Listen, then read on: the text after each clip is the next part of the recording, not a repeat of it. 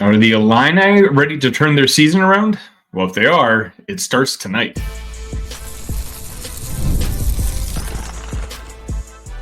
You are Locked On Illini, your daily podcast on the Illinois Fighting Illini. Part of the Locked On Podcast Network, your team every day.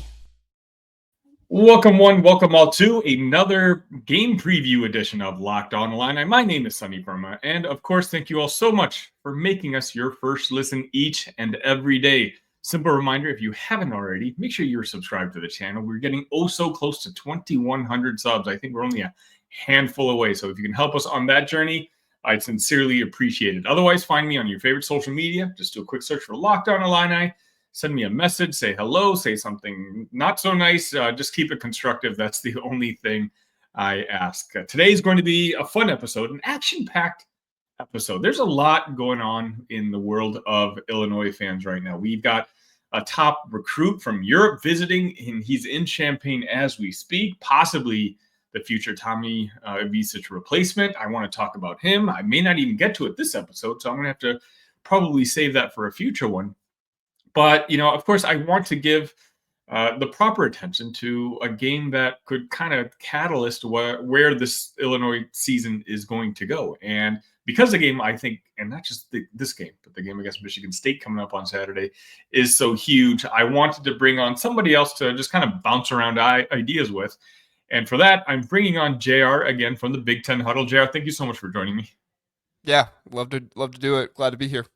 So, JR, Illinois versus UCLA. UCLA was a team that did pretty well coming out the gate, but then they lost a few in a row. I'm looking at it 4 in a row in the Big Ten Conference. And, the dialogue had started because Oregon was struggling at the time too. And, us, Big Ten folks were like, see, you're puffing our chests out a little bit and saying, yeah, these teams from the West Coast, they just can't handle this physicality. They weren't ready for it.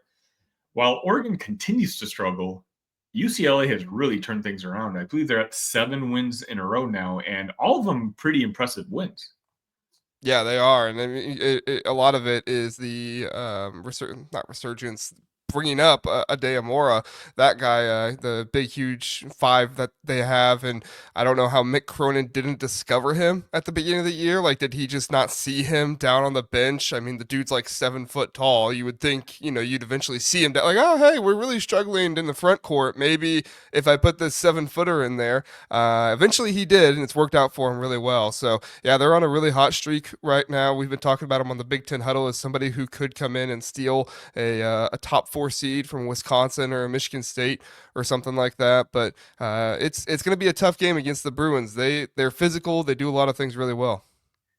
Speaking of things that they do really, really well, and what I think is going to be the ultimate key to this game, I'll talk about Illinois a little bit later, but UCLA is really good at forcing turnovers. And I believe they're one of the best teams in the country at that stat. And quite honestly, if you can turn the ball over with Illinois, or at least force them to do it, I think that's actually a recipe for a win against any opponent, much less Illinois, especially with as much as we love Kasparis and we hope that he's gotten out of this little freshman funk that he's been in the previous 4 games. He can still be prone to turn that ball over.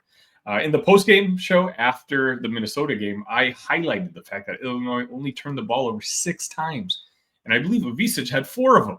Kasparis and Will Riley, your 2 main playmakers, only had 1 turnover in between them.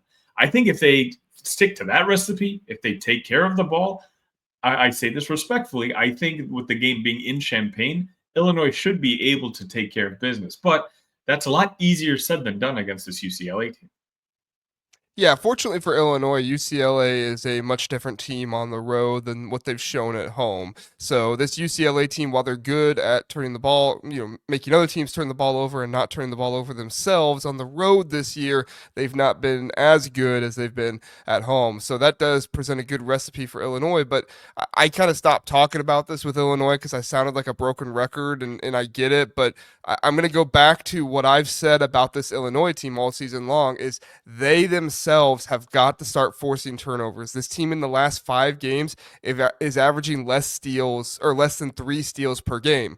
Like That is not acceptable. We talk about how Michigan turns the ball over 15 times per game. Well, Illinois is not forcing the other team to turn the ball over. I mean, obviously other teams will turn it over by themselves, but you have to be a proactive defense in getting the other team to turn the ball over, especially against this UCLA team that's not going to turn the ball over themselves very often, and then they're going to force you to turn the ball over. So this is not going to be a game that Illinois wins if they have 12 turnovers and UCLA has 2, right? They have to find a way to try to even that balance a little bit.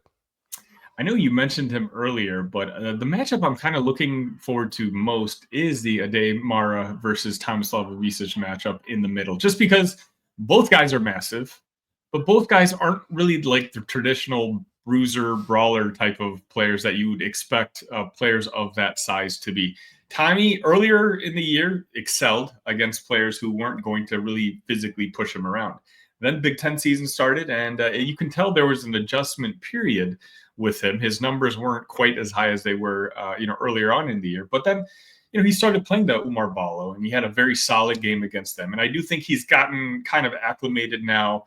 I don't know the status of his ankle. He is going to play, and he talked about it in the pregame interview before this game, saying, he's going to play as long as he knows the injury's not going to get worse. And that's what the doctors have told him. At this point, it's just a pain threshold thing with him. But when you have Tomislav Ivisic, throwing in 18 and 11 against Minnesota, and then you have Will Riley going for 27, 9 and 7, and Kasparis going for, I believe, 24, 4 and 4. When you have those three guys playing at that sort of level, I know this is a broken record, as you mentioned before, but there's just not many teams in the country, much less the Big Ten, that can match Illinois for that kind of firepower. So for me, that matchup in the middle is the one that I'm going to kind of keep my eye out on. Yeah, you're going to look at that, obviously, because of Ivisic and Morez Johnson, but also Mara can't guard both of them, right? Bilodeau's going to have to guard one of them. They might switch some other guys onto them, but Bilodeau's more of an offensive player. He's not the best defensive player. They do a good job of hiding him on defense. Obviously, if anybody knows anything about Mick Cronin, he does a really good job of scheming up his defenses and hiding his offensive players that aren't quite as good. So, but Illinois is going to have to figure out a way to, go after him a little bit more, whether it's with Morez Johnson, whether it's with Ivisic, and they're gonna have to really have a good offensive rebounding game in this one as well, because UCLA is not a super good defensive rebounding team. I think they average about 22 defensive rebounds per game. Illinois averages like 15 offensive rebounds per game. So if they're going to be successful in this, they're going to have to take advantage of Tyler Bilodeau defensively, and they're also going to have to take advantage on the glass, which we know Morez Johnson is going to do. That's something that Morez Johnson does so well, but they're really going to have to lean on him with that. And I wouldn't be surprised if this is one of those games where Brad lets him go out shooting threes again to kind of start, right? We all hate it because we don't think this team, I mean, at least I don't, team shoots threes well enough for the rate at which they shoot them sometimes. Sure. But if you can have as good of offensive rebounding as it looks like you're going to on paper in this one, you should be able to go into this game and say, okay, let's not turn the ball over. Let's turn the ball over a little bit more by them, take some 3-pointers, and if we miss them, crash the boards and get that offensive rebound. Yeah, I agree. I was looking at stats a little bit earlier this week, and UCLA is pretty decent when it comes to guarding the 3-point line. But they're not that necessarily strong defending the interior. So I'm very curious to see what kind of strategy Brad does use coming into this game. Does he start the first half again, with the 3-point barrage offense, or has he really settled into this new offense that Illinois has been essentially running for a game and a half now, where it's more inside out, and it's easier to do when you have 3 playmakers on the court, like Will Riley, Kasparis Jonas, and Tomislav Ivisic, 3 guys who are playmakers. Like, they can make the right play and find the right cutting guy. It just makes everyone's job a little bit easier to get those shots at the rim. But, much like you, I'm going to be curious to see, as you said, they shot too many shots from 3-point land for the percentage that they were making them. And then last game, they only shot 16, and yet they hit 9 of them. So it's like, if you're going to shoot 58%, well, then take more 3-point shots. But if you're going to shoot 28% like they were in the Big Ten Conference going into that game, then maybe you need to figure out an alternative route. I did want to ask your opinion on Skyy Clark. This is a Skyy Clark return home game. I'm very curious about how the Crush is going to essentially treat him. I had my opinions when this first happened. For those of you who aren't familiar with the story, Skyy Clark was a very heralded 5-star recruit who had committed to the Illini in, I believe, the 2022-2023 season. He left the team in December or January, early January, I believe. And for personal reasons, that's all that was disclosed. And he basically, not even 3 minutes after Illinois had been eliminated in the NCAA tournament, he announced that he was going to Louisville. He had basically announced his next destination. So there was a lot of, animosity, I would say, between Skyy Clark and Illinois fans, at least. I don't know how Brad Underwood feels about all this, but I'm very curious to see what kind of reaction he's going to get from the State Farm Center. Yeah, I mean, he's going to be coming back home. This could be a game, home as in, where he started, but this could be a game that he feels the pressure a little bit more. He's actually been really efficient lately, has an effective field goal percentage in the last 5 games of over 60%, which is really good. His true shooting percentage is actually pretty good as well. He had one game against Michigan State where he shot 30%, but other than that, he's been above 40% ever since January 17th against Iowa, which is when this winning streak for them started. So as far as I'm concerned, Skyy Clark has been a huge piece of this offense with his efficiency. He's not scoring the highest rates in the world. I think his high on the season is 12. No, he had 15 against Arizona. I apologize. But his high on this winning streak is 14. So at the end of the day, he's going to need to be a scorer for this team. I don't think he's going to need to go to 20 or 30, but he's going to need to be efficient. So we'll see if the Orange Crush can affect him in any way like that, because I mean, it's the Orange Crush. Everybody knows if they get going, they can affect just about any shooter on that floor. Yeah, definitely. I guess ultimately my thoughts with Skyy Clark is I think he's going to get booed, and I think he probably deserves to get booed, but we're 2 full years away from this whole incident happening. And I think, from what I've heard, Trey White and Skyy Clark were teammates on Louisville last year. And when Trey White entered the transfer portal, it's been disclosed that Skyy Clark told Trey to come to Illinois, saying that you were going to play the right style of basketball and you're going to be coached, whether in a certain way. Let's just put it that way. So for me, once that story came out and we saw how important of a role player Trey White is becoming on this basketball team, I think my ill feelings towards Skyy have kind of gone away a little bit. I think it's college basketball, so I don't blame, the 18, 19, 20-year-olds in the crowd to want to boo Skyy Clark, because now, hey, UCLA is a rival right now. They are in the same conference. But I think overall, the amount of annoyance and hate I had for Skyy Clark now has dwindled compared to what it was maybe a couple months from, maybe even a year ago. But JR, before we wrap things up, do you have any final predictions for this game? I think Illinois should win this one. I don't know by how much or anything like that. I would guess. I'd probably say, it'll be a close game, maybe come down to the wire, but Illinois should be the ones to break this losing streak. But at the same time, if Brad doesn't come in with a good game plan, I wouldn't be surprised if UCLA, comes in and gets this one. I just think Illinois has too much offensive rebounding. I think they have too many areas where they can exploit part of this UCLA defense, not in every way, because they are very efficient. They get blocks, they get steals, they do a good job disrupting the other team's offense. But I just think throughout the entirety of the game, this is a hungry Illinois team, and we're starting to see Will Riley really become that player that he needs to be for this team. So if he has any carryover effect from what we saw against Minnesota, which is what I want to see, right? I told you when you texted me about it, I was like, it's great he did this against Minnesota. Let's see it against the big boy now. Well, here's his chance. Can Will Riley do it? And the only other thing I'd say about Skyy Clark is, we saw the reception that Kentucky fans gave to John Calipari and what he did when he went into the Kentucky house. So, I know I'm not speaking to the entire Orange Crush here, but, just be prepared, because booing doesn't always work out for you at the end of the game. Maybe wait until later in the game to boo if you really want to give it to them. Good point. Yeah, I think ultimately Illinois, the way that they're just clicking right now with Riley, Ivisic, and Kasparis, if they're kind of playing at that level as they played against Minnesota, I think they should be the favorite in this game. The line hasn't officially come out, at least to my knowledge, at least as of this recording. But this is a game that Illinois has to win. UCLA is not just going to lose the game for you. You're going to have to earn the victory. And that's kind of where we'll talk about it right after this break, how important this week essentially is for Illinois on their hopes to, not necessarily turn their season around. They're not going to win the Big Ten Conference, but to build their season towards March.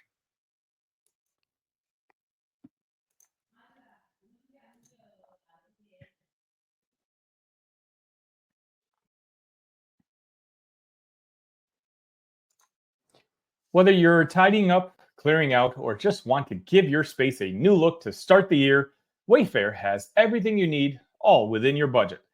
As most of you know, I just completed a cross country move and I'm looking for furniture, and their huge selection makes it easy to find pieces that fit my style and my budget. My favorite part, the free and hassle free delivery. Even for the larger items, Wayfair's site was so easy to navigate and I found everything I needed in no time. There's something for every style and every home, no matter your space or your budget.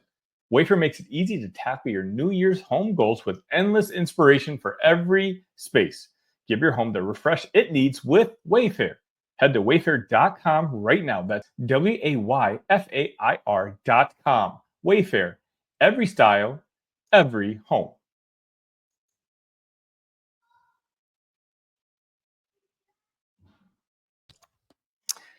All right. For now, usually on Mondays, I have JR on and we do a Big Ten power rankings, and he gives us a preview of who Illinois' opponents are going to be for that week. JR, we don't have that much time to spend on the power rankings, but I figure what we do is let's go through them really quickly, and then we'll kind of see where Michigan State is at and where UCLA is at.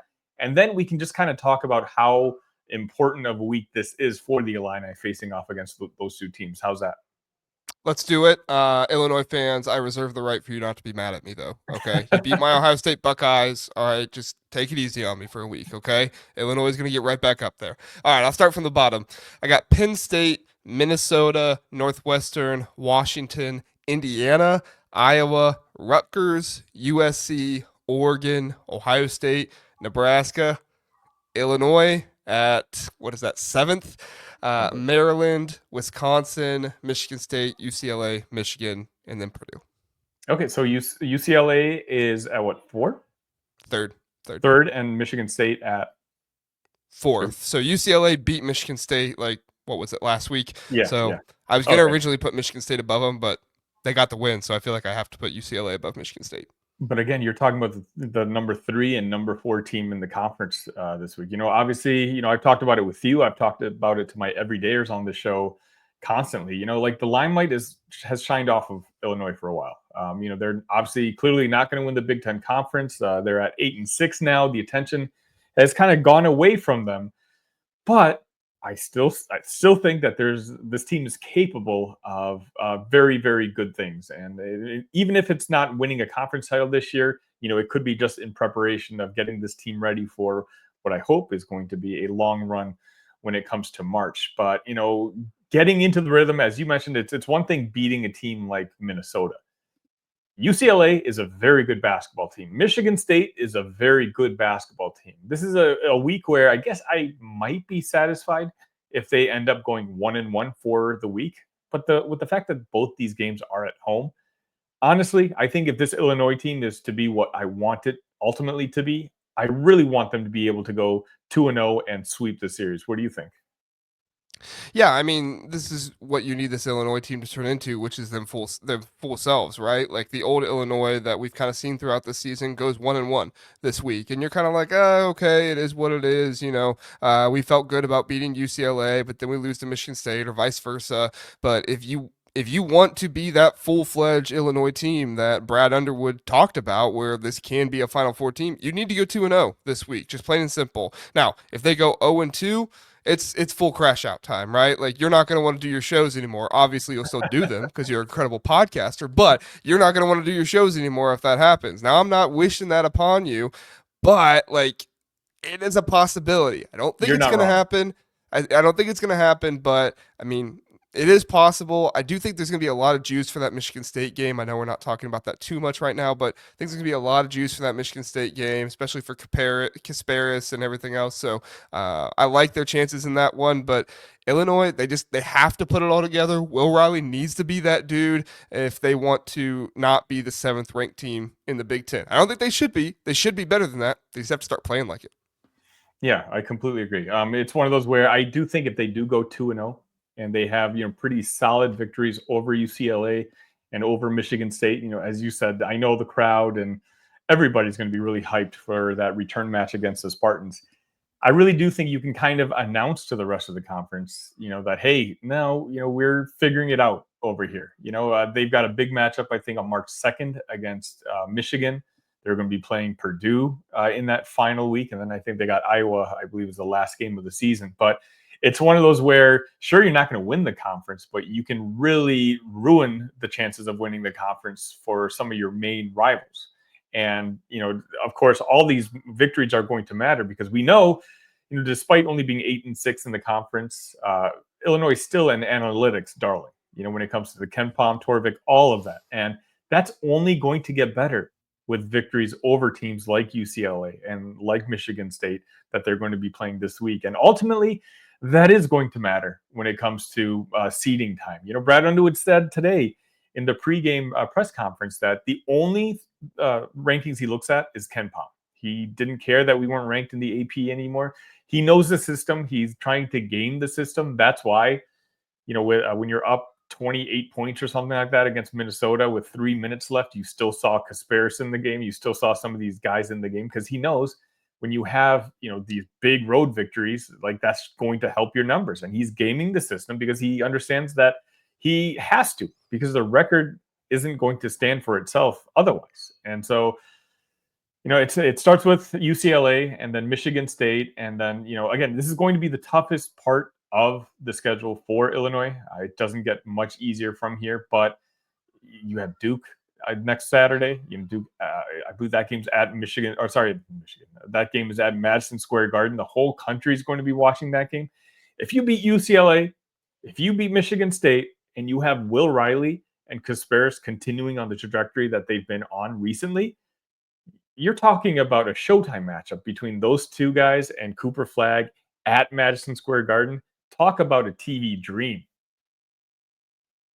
I totally agree. You just have to get there, right? You got to have Will Riley be who Will Riley is, and Brad Underwood has to coach this team to their best abilities. You can try the three-pointer against UCLA, like we talked about, but at the end of the day, if it's not working, get away from it as soon as possible because this Illinois team is much better than just a three-point shooting team. Can they be that? Sure. They have players on their team who can shoot. They just have to put it all together in one game. All right. Right after this, I did want to give a couple of minutes talking just about Kofi Cockburn. Obviously, they're honoring his jersey on Tuesday night, so we'll be talking about that.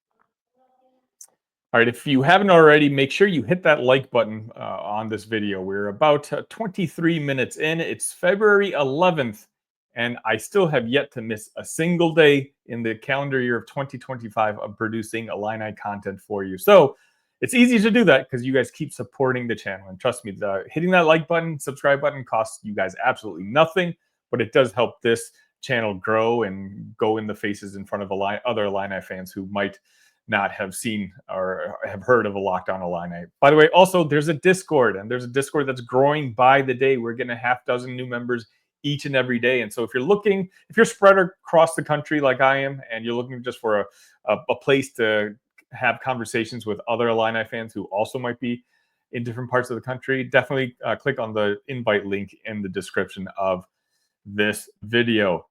Okay, Kofi Cockburn is going to get his jersey honored, not retired, honored by the Illini against UCLA on Tuesday. And then, of course, Terrence Shannon Jr. is going to have the same thing done on Saturday. I do want to get one thing out of the way, just because for me, it's weird, how other opposing fan bases seemingly want to dunk on Illinois fans for doing these honorary ceremonies, saying, hey, these guys didn't win anything. What are you honoring them? What are you putting, their numbers up in the rafters for? And to me, Jared, I don't know, I'll ask for your opinion after this. I think you're missing the entire point. When it comes to Illinois, it's they want to, if you come to Illinois and you are a good basketball player and you get rewarded, right? There's certain conditions you have to meet. You have to become an All-American at some point, or various other bullet points that you've got to hit. Well, even if your team itself isn't that good, for me, college sports can sometimes just be about the college athletes. And, these kids only get to play, well, now it's even less than that, but in an ideal scenario up until now was you had 4 years of college in your life. And then beyond that, it's not like the NBA where you can play for 12, 13, 15 years if you're good. You have a limit in the college level. And for me, anytime you want to honor kids, who have spent time at your program, who sweated with your program, and who have produced at your program, again, this isn't a jersey retiring ceremony. It's simply saying, hey, we appreciate your, 2, 3, 4 years wearing the orange and blue. There's nothing extra that comes with it. Again, it's not a retirement. It's simply giving them one night saying, hey, we appreciate everything you have done for us, like a Kofi Cockburn, a guy who played 3 years for us. And I'm going to get to him in a second. And I don't understand what the opposition to it is. Like it's not about having lower standards at Illinois about, what kind of rewards that you get or what standards you get. Not everything has to be about team success. Sometimes these are kids. And for me, it's I don't mind them getting a ceremony for one night for showing appreciation for all the hard work they've done for the program. Yeah, I mean that's just silly to act like, they had to win a championship or something like that in order to get one night of being recognized. Like you tell me who's saying that, and I'm going to say how many two-time All-Americans did you have? How many two-time All Big 10 players did you have? How many All Big 10 tournament teams? How many All Big 10 freshmen? Like how many players did you have in the past, 20 years, 10, 20 years that did that? You probably still think about them from time to time, right?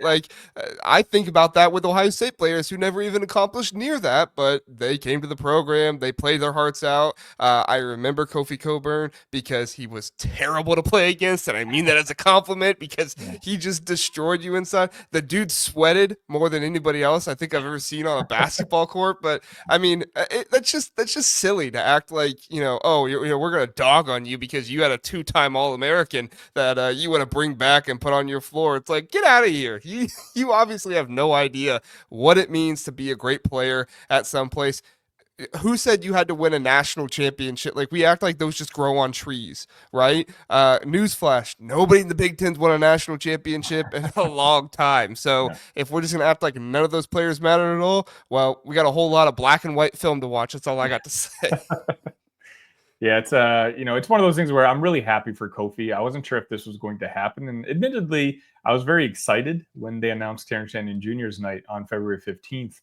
But the thought did cross my mind that they hadn't done this for Kofi yet, and so I'm glad that they are doing it for him. Kofi, just kind of wrap up this episode. And by the way, if you're watching this, I want to hear your favorite Kofi memory in the comment section. For me, I just remember, Florida Atlantic. He came to visit on an official visit, and Illinois lost to Florida Atlantic that night. And I think we lost pretty convincingly. It was a 10-plus win or a 10-plus point loss to Florida Atlantic. And he had literally Snapchatted out of a picture saying, I'm bored in a hotel room or something like that night. And of course, Illini fans caught wind of it and oh, man, there's no way this kid's going to stick around. He's going to go to UConn. UConn was the other team that Illinois was battling him for. But ultimately, he didn't. He decided to come to Illinois. And this is a kid who I think Ayo Dosunmu's commitment to Illinois signaled the turnaround for where this program was going. But I think Kofi's emergence was the establishment of Illinois basketball being one of the more dominant programs once again in the Big Ten Conference. He's a guy who played 3 years, got better each year. Two-time All-American, and quite honestly, he would have owned the Illinois record books had he stayed for his fourth season. It was right at the cutoff point where NIL was paying out. So he obviously, he wanted to go make some money overseas. He currently plays in South Korea, I believe. I believe that's where he's playing right now. He played in Japan last year. I'm sure if, we had a Kofi Cockburn situation today, he would have stuck around for that 4th year and collected quite a bit amount of money. But, it's just, he had a lot to do with just getting this program back to where it was. His classic battles with Luke Garza and Iowa, and sure, his March performance, I wouldn't exactly pin it all on him, but the team didn't have the success that we'd hoped for. But again, you're talking about the best big man in program history, and I appreciate it. I appreciate him. I'm glad that he's coming back. Apparently, he has a game on Sunday night, and he's basically flying all the way around the world to get to Champaign by Tuesday night. And I'm just glad that he's going to get one night just to be celebrated. Yeah, it's going to be a great time for him. And I mean, he gave you what, 3 20+ win seasons. As basketball fans, we just got to understand, like, the entire season is a ride, right? Like, it's not just the tournament, it's not everything. Like, the entire season is a ride. It's the moment, it's the highlights, it's everything that that player brings to you. And I got to be honest, like, seeing a player play for your team for 3 years, it's not something that happens so often anymore. Like, we have to cherish that when people do that. And then also, you know what that tells the players that are on the Illinois basketball team right now? That tells them, like, hey, if I stay here and play really well for 3 years, like, they're going to honor me. They're going to look at me that way. Instead, of the alternate, which is I transfer out, I go to another school, I play 1 year, and then I transfer again, and they forget me. Like, this is how you build players that want to stick around. It's the community, it's the culture, it's everything with the school. JR, I appreciate having you on. Can you let the folks know one more time where they can find your work? The Big Ten Huddle. We got a basketball channel, a football channel. We're talking basketball, talking football all the time. Go check me out over there. Putting up a bracketology video tonight, talking about seeds and stuff like that. And then, we'll have football content out pretty much daily as well. So it's a good time. Go check us out. Thanks, Jared. We'll see you next week. See ya.